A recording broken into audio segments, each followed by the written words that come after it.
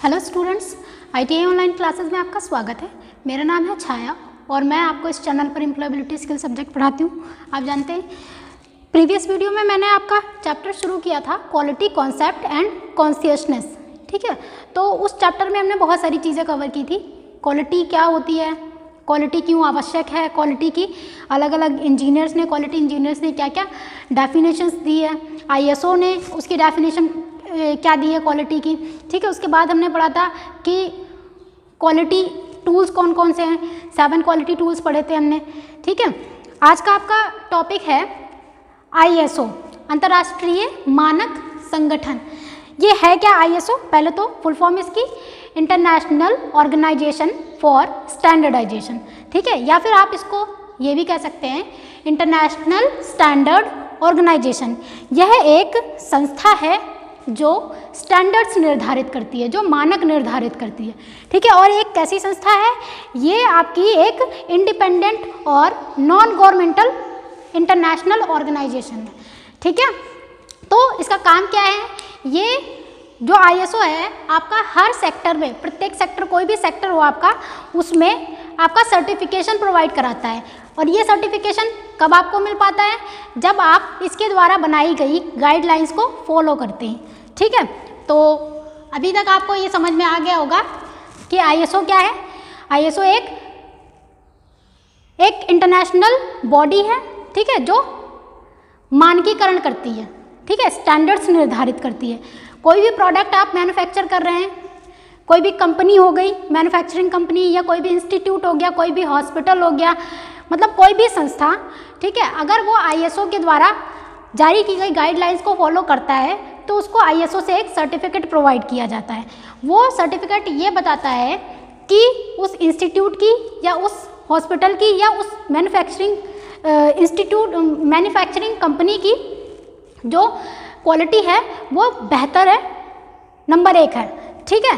तो अभी हम देख लेते हैं सबसे पहले कि जो ISO है इसका फॉर्मेशन कब हुआ, ठीक है, स्थापना इसकी कब हुई। तो 23 फरवरी 1947 को इसकी स्थापना की गई। और इसका जो हेडक्वार्टर है, इसका हेडक्वार्टर आपका है जनेवा, स्विट्जरलैंड में, जनेवा, स्विट्जरलैंड, ठीक है। तो आपके ITI के पेपर में पूछ लिया जाता है कि बताइए ISO की स्थापना कब की गई, तो आपको पता होना चाहिए कि 1947 में की गई। और जो इसका हेडक्वार्टर है वो जनेवा में है, जो कहाँ पड़ता है? स्विट्जरलैंड में पड़ता है, ओके। तो अब आपको ये जानना है कि जो आपका ISO है वो किन किन सेक्टर्स में ISO सर्टिफिकेशन प्रोवाइड कराता है, ठीक है। तो बहुत सारे सेक्टर्स हैं अलग अलग जिनमें ISO अपना सर्टिफिकेट देता है। तो वो अभी आप एक एक करके यहाँ पे पढ़ेंगे। तो जो हमारा ISO है संस्था, वो किन किन सेक्टर्स में आपका सर्टिफिकेशन प्रोवाइड कराती है। पहला तो आपका देखिए 9000 सीरीज एक है, ठीक है, 9000 सीरीज है ISO की। अगर 9000 सीरीज के अंतर्गत वो आपको सर्टिफिकेशन प्रोवाइड करा रहा है, इसका मतलब वो क्वालिटी मैनेजमेंट सिस्टम से रिलेटेड है, ठीक है। उसी का एक 9001 मैंने यहाँ पे आपको लिखा हुआ है। तो पहले तो हम जान लेंगे कि कितने सेक्टर्स ऐसे हैं जिनमें ISO अपना सर्टिफिकेशन प्रोवाइड कराता है, सर्टिफिकेट देता है, ठीक है। तो पहला हो गया आपका ISO 9001। तो क्वालिटी मैनेजमेंट सिस्टम में वो आपका क्या ISO 9001 सर्टिफिकेशन मिलता है आपकी कंपनी को, ठीक है। इन्वायरमेंटल मैनेजमेंट में आपको ये ISO 14001 मिलता है, ठीक है। फूड सेफ्टी मैनेजमेंट में आपको ISO से 22000 सर्टिफिकेशन मिलता है, ठीक। ISO सर्टिफिकेशन नंबर 45001 ये आपका एक्यूपेशनल हेल्थ एंड सेफ्टी के लिए है, ओके। फिर नेक्स्ट आपका आता है ISO 27001, ये आपका इंफॉर्मेशन सिक्योरिटी मैनेजमेंट सिस्टम के लिए। अब हम एक एक करके समझेंगे ये आखिर है क्या, कि एनवायरमेंटल में आपको कब मिलेगा, एनवायरमेंटल मैनेजमेंट के अंतर्गत आपको कब मिलेगा ISO सर्टिफिकेशन, और ISO 9000 सीरीज में आपको कब मिलेगा ISO सर्टिफिकेशन, किन कंडीशंस को फुलफिल करने पर, ठीक है। जो आपको ये ISO है, ये इतने सारे आपके सेक्टर्स हैं, इनमें अलग अलग नंबर से सर्टिफिकेट प्रोवाइड करता है। ठीक है, तो पहला आपका ISO 9000, फिर ISO 14000, फिर ISO 22000 आपका हो गया, फिर ISO 45001 हो गया और ISO 27000 हो गया। ठीक है, तो सबसे पहले हम जान लेते हैं कि ISO 9000 सीरीज़ के बारे में। ठीक है, ISO 9000 सीरीज़ के बारे में, इसमें आपका ISO 9001 आ जाता है, ISO 9002 आ जाता है, ISO 9003 आ जाता है। ठीक है, इस तरीके से आपका सर्टिफिकेट इसमें प्रोवाइड कराया जाता है। ओके, अब ये ISO 9001 आपको कब मिलेगा, ISO 9002 कब मिलेगा और ISO 9003 आपकी कंपनी को कब मिलेगा, किन प्रोटोकॉल्स, किन गाइडलाइंस को फॉलो करने चाहिए आपकी कंपनी को कि आपको ISO 9001 मिले। देखिए क्या होता है कि ये जो ISO 9000 सीरीज़ है, ये आपका क्वालिटी मैनेजमेंट और क्वालिटी अश्योरेंस में दिया जाता है। ठीक है, अब ये क्वालिटी मैनेजमेंट क्या है कि आप कोई प्रोडक्ट बना रहे हो तो उन प्रोडक्ट्स को बनाते टाइम कुछ स्टैंडर्ड्स होंगे, कुछ उनके मानक पहले से ही निर्धारित किए जाते होंगे। ठीक है, तो मान लो कि आप किसी कंपनी में एक प्रोडक्ट बना रहे हो और उस प्रोडक्ट को आप कैसे, उसके कुछ स्टैंडर्ड होंगे ना, उन स्टैंडर्ड्स के अकॉर्डिंग आप क्या बनाओगे, जॉब को पूरा करोगे, इस प्रोजेक्ट को अपने बनाओगे, उसके कुछ स्टैंडर्ड्स होंगे। ओके, तो आपने अपनी कंपनी के स्टैंडर्ड्स तो फॉलो कर लिए। ठीक है, लेकिन ये आपके कंपनी के जो स्टैंडर्ड्स हैं ना, जिनके बेसिस पे आपने ये जॉब बनाई है या जो प्रोजेक्ट बनाया है या कोई प्रोडक्ट बनाया है, ठीक है, ये प्रोडक्ट आपने कंपनी के मानकों पे को फुलफिल करते हुए ये आपने बनाया है, कंपनी स्टैंडर्ड्स को फुलफिल करते हुए। लेकिन क्या आपकी कंपनी के जो स्टैंडर्ड्स हैं वो ISO के द्वारा बनाए गए स्टैंडर्ड्स को फुलफिल कर रहे हैं या नहीं? अगर आपकी कंपनी के स्टैंडर्ड्स ISO के स्टैंडर्ड्स को पूरा कर रहे हैं तो आपकी कंपनी को ISO से 9000 सीरीज़ में ISO 9001 आपका सर्टिफिकेट मिल जाएगा। ठीक है, ये तो हो गया आपका एक तरीके से क्वालिटी मैनेजमेंट, मैंने आपको बताया। अब क्वालिटी अश्योरेंस क्या है? देखिए, जब आप इस प्रोडक्ट को बना रहे हैं, सपोज ये प्रोडक्ट है आपका, इसको आप मैन्युफैक्चर कर रहे हैं, तो हर एक स्टेप पे, जितने भी स्टेप में ये प्रोडक्ट आपका बन के तैयार हो रहा है, उन सारे स्टेप्स में क्वालिटी का आपको पहले से ही ध्यान रखना पड़ेगा कि सारे स्टेप्स में जो क्वालिटी होनी चाहिए वो उस स्टेप की क्वालिटी वहीं पे मेंटेन कर दी जाए, अश्योर कर दी जाए। ठीक है, इंश्योर कर दी जाए। ओके, तो क्वालिटी अश्योरेंस क्या है? एक तरीके से आपका फेलियर रेट को कम करना, कि आपका प्रोडक्ट जो है बन के तैयार होगा, अगर मार्केट में जाएगा तो उसके फेल होने की संभावना क्या है? कम है। तो आप क्या कर रहे हो? इस तरीके से क्वालिटी अश्योरेंस प्रोवाइड करा रहे हो, किसको? अपने कस्टमर्स को। ठीक है, और ये क्या, अगर आप इस चीज़ को फुलफिल करते हो तो ISO से आपको 9001 का सर्टिफिकेट प्रोवाइड हो जाता है। ओके, फिर आपका इसी कॉन्टेक्स्ट में आपका 9002 आ जाता है, फिर 9003 आ जाता है। तो जो 9001 है आपका, वो बेसिकली क्या है कि आपका प्रोडक्ट का डिज़ाइन, उसका डेवलपमेंट और उसका प्रोडक्शन जब आप करते हो तो उस सारी चीज़ों में आप क्वालिटी का ध्यान रख रहे हो कि नहीं, क्वालिटी मैनेजमेंट का ध्यान रख रहे हो या नहीं। ठीक है, तो ये क्वालिटी मैनेजमेंट सिस्टम ये आपका 9000 सीरीज़ हो जाती है और उसमें ये इतने तरीके के क्वालिटी में आपको ISO सर्टिफिकेट प्रोवाइड कराए जाते हैं। ठीक है, अच्छा, अब आपका क्या, अब आप समझ लेते हैं कि ISO 14000 आपकी सीरीज़ क्या है।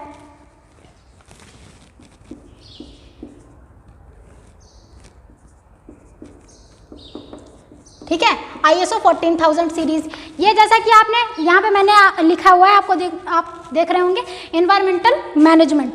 ठीक है, एनवायरमेंटल मैनेजमेंट। अब आपको पता है कि जब किसी कंपनी में जब कोई कंपनी इस्टेब्लिश करता है, ठीक है, स्थापित करता है, तो क्या होता है, वो जो प्रोडक्ट बना रहा है वो उसकी क्वालिटी, उसकी बिक्री, इन सब चीज़ों को ध्यान में रखते हुए, कस्टमर की जो आवश्यकता है उनको ध्यान में रखते हुए अपना प्रोडक्ट बनाता है। लेकिन उसके साथ ही साथ आपको एनवायरनमेंट का भी ख्याल रखना पड़ेगा। ठीक है, पर्यावरण का भी अपने ख्याल रखना पड़ेगा।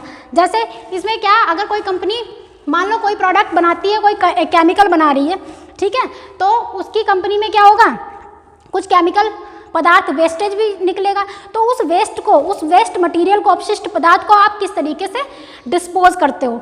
ठीक है, उसके लिए आपका क्या तरीके हैं। ठीक है, और मान लीजिए कि कोई कंपनी है, जैसे कि पावर प्लांट हो गया आपका, ठीक है, जो एनर्जी जहाँ जनरेट होती है, जैसे कोल पावर प्लांट हो गया, ठीक है, तो उसमें जब स्टीम बनती है तो स्टीम जब टरबाइन पे गिराई जाती है बहुत तेज़ी से आवाज़ आती है, बहुत तेज़ आवाज़ आती है, जिससे आपका वर्कर भी क्या उसको सुन के मतलब इरिटेट हो जाएगा, ठीक है। तो उसके लिए उस नॉइज़ पोल्यूशन को रोकने के लिए या उस नॉइज़ पोल्यूशन से अपने जो आपका एम्प्लॉय है उसको आप कैसे सेव करेंगे, इस चीज़ के लिए आपने क्या व्यवस्था की है, वो एक आपका हो गया। तो नॉइज़ पोल्यूशन हो गया,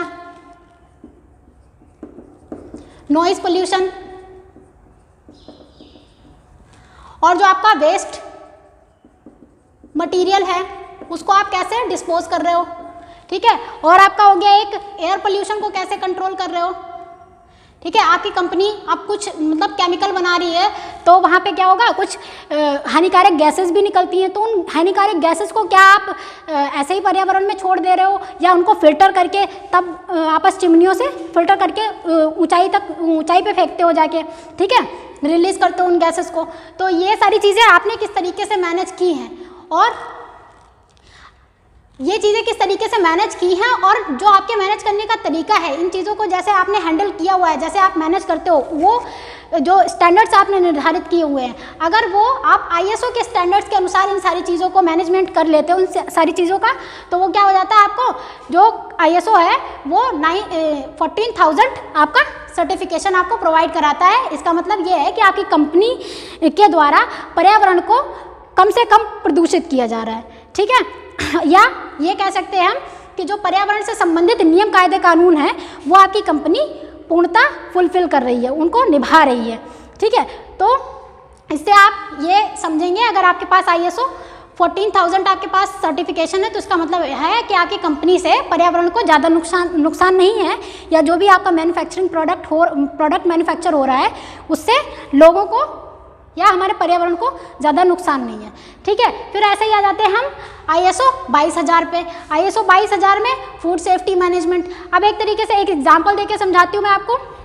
जैसे आपका कोई कंपनी है, उस कंपनी में वर्कर्स 250-300 वर्कर काम कर रहे हैं, तो उसमें खाने की व्यवस्था, कैंटीन की व्यवस्था की जाती है। तो उन फूड सेफ्टी मैनेजमेंट को मतलब फूड सेफ्टी जो इंडेक्स मतलब उसमें जो सेट ऑफ रूल्स बनाए गए हैं, क्या आप उन रूल्स को फॉलो करते हैं, ठीक है, तब भी आपको इस तरीके ये 22,000 ISO 22,000 सर्टिफिकेट दिया जाएगा, ठीक है। और एक तो हो सकता है कि एक इसका अच्छा एग्जाम्पल ये हो सकता है कि कोई भी कंपनी ऐसी है जो फूड से रिलेटेड है, ठीक है, खाने पीने के पदार्थ बनाती है, तो उसमें वो कंपनी क्या ISO के द्वारा बनाई गई गाइडलाइंस, उसके द्वारा बनाए गए प्रोटोकॉल्स को फॉलो कर रही है या नहीं। जिस तरीके से वो अपनी इंडस्ट्री में फूड का निर्माण कर रही है, पैकेट फूड्स आते हैं, सभी खाते हैं, तो पैकेट फूड्स जो भी फूड कंपनी में बनाया जा रहा है, जो भी खाने पीने के पदार्थ बनाए जा रहे हैं, क्या उनकी क्वालिटी और उनके जो स्टैंडर्ड मतलब क्वालिटी ऐसी है, अच्छी क्वालिटी है या नहीं। और अच्छी क्वालिटी आपको कैसे पता चलेगा, जो ISO ने स्टैंडर्ड निर्धारित किए हैं, उन स्टैंडर्ड्स को क्या आपकी ये कंपनी पूरी कर रही है कि नहीं, ठीक है।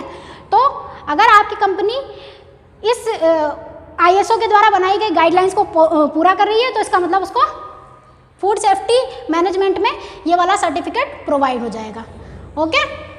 फिर नेक्स्ट आपका आ जाता है ISO 45,000। ये क्या है, ऑक्यूपेशनल हेल्थ एंड सेफ्टी।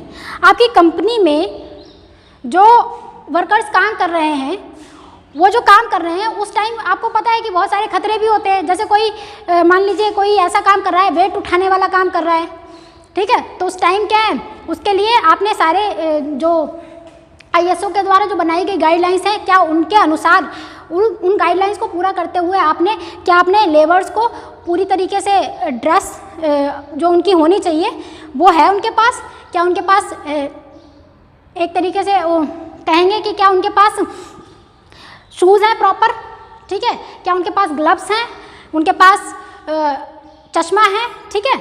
ये इस तरीके की जो किसी कार्य में कार्यरत होते हैं जो उनकी हेल्थ के लिए नुकसानदायक है। अगर किसी केमिकल फैक्ट्री में कुछ वर्कर्स काम कर रहे होंगे तो उस केमिकल को मैन्युफैक्चर करते समय बहुत सारी हानिकारक गैसें निकलेंगी, तो आपको ये इंश्योर करना है कि आपके जो वर्कर्स हैं वो उनके पास मास्क है या नहीं है, तो इस तरीके से कुछ मास्क है कि नहीं है और आपके ग्लव्स हैं कि नहीं है, इस तरीके की चीज़ें आप इंश्योर करते हैं। और ये स्टैंडर्ड्स सारे किससे, आपके ISO जो है, ISO ने जो गाइडलाइंस जारी की गई हैं उनके स्टैंडर्ड्स के अकॉर्डिंग क्या आप इन चीज़ों को फुलफिल कर रहे हैं तो आपको ISO 45001 आपका सर्टिफिकेशन मिल जाएगा। ठीक है, फिर आपका आता है ISO 27000। ISO 27000 में इंफॉर्मेशन सिक्योरिटी मैनेजमेंट के लिए आपका दिया जाता है सर्टिफिकेट। ठीक है, और अब आप इसमें जानेंगे कि आपका ISO हो गया, आपका BIS क्या है। ठीक है, अभी आप क्या जानेंगे इसका मतलब इसी में एक BIS आता है, वो क्या है।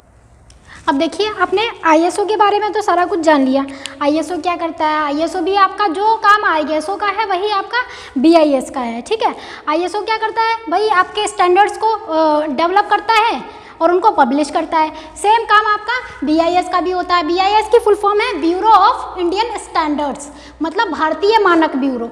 ठीक है, अब इसका काम क्या है, भारत का अपना अलग से एक समझ लो ISO की एक छोटा सा रूप है। ठीक है, जो भारत के अंदर काम करता है, उसको आप BIS या ब्यूरो ऑफ इंडियन स्टैंडर्ड करके जानते हैं नाम से। ठीक है, इसकी स्थापना जो है आपकी 23 दिसंबर 1986 में हुई थी और जिसका हेडक्वार्टर है वो आपका न्यू दिल्ली में। ठीक है, और इसकी 5 एक तरीके से ब्रांचेस भी हैं, लेकिन हेडक्वार्टर इसका जो है नई दिल्ली में। ये क्या करता है, भारत के लिए मानक निर्धारित करता है। ठीक है, इसके द्वारा निर्धारित किए गए जो मानक हैं वो सिर्फ इंडिया में ही वैलिड है। ठीक, इंटरनेशनल लेवल पे नहीं। अच्छा, अब क्या होता है, ब्यूरो ऑफ इंडियन स्टैंडर्ड्स ये जो है ISO में हमारा प्रतिनिधित्व करता है। ISO के अंदर जो भारत का प्रतिनिधित्व करने वाली संस्था है या बॉडी है वो कौन है, आपकी BIS। ठीक है, BIS क्या करता है कि ISO के अंदर, ISO जो ऑर्गेनाइजेशन है इसके अंदर हमारा प्रतिनिधित्व, हमारा रिप्रेजेंटेशन कौन करता है, भारत का रिप्रेजेंटेशन BIS करता है। ओके, तो ये भी आपसे पूछ लिया जाता है। ओके, और देखिए जो आपका ISO है, ISO से आपका सर्टिफिकेशन ऐसे ही नहीं प्रोवाइड हो जाता है। एक तो चीज़ ये है कि आपने कई लोगों के पास सर्टिफिकेट देखे होंगे ISO के, तो ISO जो है वो उनके पास जो सर्टिफिकेट होता है वो एक्चुअली वो इतना पावरफुल नहीं होता है जो अभी बच्चों को दे दिया जाता है। कुछ मतलब कंप्यूटर का मतलब कोर्स कर लिया किसी ने तो उस पर ISO सर्टिफाइड वगैरह इस तरीके से लिखा हुआ आता है। तो वो क्या है, एक तरीके से आप किसी का ब्रांड प्रमोशन वगैरह करना है किसी को अपना, तो उसने ISO सर्टिफिकेशन ले लिया और उसका इस्तेमाल कर रहा है अपना, मतलब कहेंगे विज्ञापन में उसका इस्तेमाल कर रहा है, विज्ञापन में अपनी कंपनी को दिखा रहा है देखो हम ISO सर्टिफाइड हैं, तो इस तरीके से कर सकता है। लेकिन जो बड़े ऑर्गेनाइजेशन है वो आपका ISO ने एक बॉडी, एक उसकी असिस्टेंट बॉडी हायर कर रखी है जिसका नाम है IAF। ये इसके द्वारा जो ISO सर्टिफिकेट दिए जाते हैं वो आपका ज़्यादा अच्छा माना जाता है। ठीक है, तो ISO भी आपका ऐसे ही सर्टिफिकेट आपको नहीं प्रोवाइड करा देगा, वो भी सारी चीज़ें देखता है कि आप उसकी गाइडलाइंस को फॉलो कर रहे हैं या नहीं कर रहे हैं। तो उसमें वो कौन सी चीज़ें हैं, कौन से मतलब टर्म्स हैं जो ISO में बहुत ज़्यादा महत्वपूर्ण है, तो वो मैंने यहाँ पे लिख दिया है। पहला तो आपका हो गया क्वालिटी पॉलिसी। ठीक है, ये क्या है, देखो प्रत्येक संगठन की आपने मतलब प्रत्येक ऑर्गेनाइजेशन की क्या होती है, क्वालिटी पॉलिसी होती है। ठीक है, ये क्वालिटी पॉलिसी, इसके द्वारा हम क्या करते हैं कि कोई भी ऑर्गेनाइजेशन है उसका हम कंप्लीट तरीके से क्या कर सकते हैं, निर्देशन कर सकते हैं, या उसका मतलब एक उत्तम प्रबंधन अगर हम कहें कि उसका किया जा सकता है। तो एक कोई भी ऑर्गेनाइजेशन हो उसकी एक क्वालिटी पॉलिसी होनी चाहिए, फिर उसका एक क्वालिटी ऑब्जेक्टिव होना चाहिए, गुणवत्ता उद्देश्य होना चाहिए। ठीक है, मतलब कि जो है किसी भी संगठन के द्वारा अपना क्या पहले क्वालिटी ऑब्जेक्टिव सेट किया जाना चाहिए। ठीक है, फिर नेक्स्ट आपका आ जाता है कि क्वालिटी कंट्रोल। अब मान लो आपके कंपनी में कोई प्रोडक्ट बन रहा है तो वो जो है उसमें क्वालिटी कंट्रोल भी, आपके पास एक क्वालिटी कंट्रोल टीम होनी चाहिए जो रेगुलर बेसिस पे हर एक स्टेप पे आपके प्रोडक्ट की क्वालिटी को चेक करे। ठीक है, फिर आपका आता है क्वालिटी आश्वासन। क्वालिटी अश्योरेंस का मतलब है कि आप अपने कस्टमर्स को ये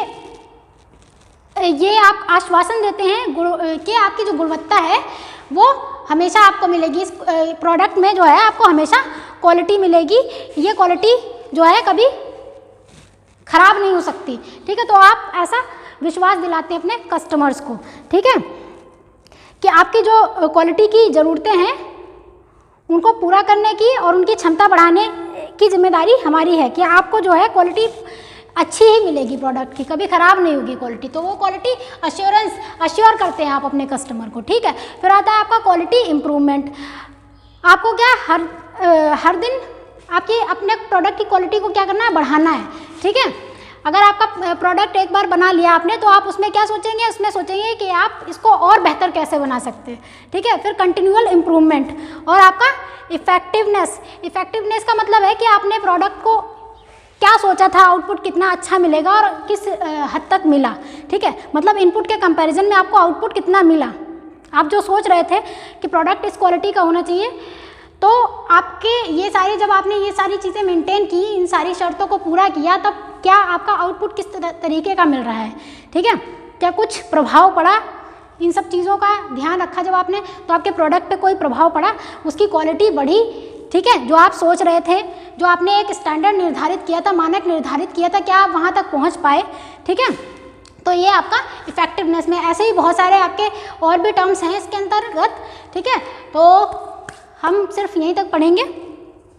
अच्छा, तो आज हमने क्या सीखा कि ISO क्या है, ISO की फुल फॉर्म, ठीक है। ISO की स्थापना कब हुई, ISO का हेडक्वार्टर कहाँ है। अच्छा, एक चीज़, ISO क्यों आवश्यक है, ISO सर्टिफिकेट। देखिए, ISO सर्टिफिकेशन आपके लिए इसलिए आवश्यक है कि अगर आप अपने प्रोडक्ट की ग्लोबल मार्केटिंग करना चाहते हैं, ठीक है, अगर आप उसको इंटरनेशनल लेवल पे बिजनेस को अपने स्थापित करना चाहते हैं, तो आपके पास ISO सर्टिफिकेशन होना अनिवार्य है। इंटरनेशनल मार्केट में या अंतर्राष्ट्रीय बाजार में कहो कि आपको कब मान्यता मिलेगी, जब आप ISO से सर्टिफाइड होंगे।